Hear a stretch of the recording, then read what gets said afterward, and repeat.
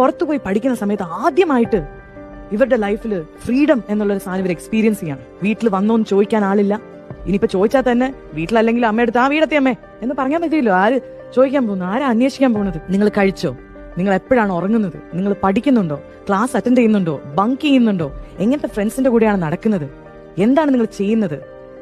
ഇതെല്ലാം നിങ്ങൾ അഫക്ട് ചെയ്യുമ്പോൾ അതിനെയാണ് നെഗറ്റീവായിട്ട് നിങ്ങൾ ഫ്രണ്ട്സിന്റെ കൂടെ ചേരാനായിട്ട് ചെയ്യുമ്പോൾ അതിന്റെ പേരാണ് പിയർ പ്രഷർ.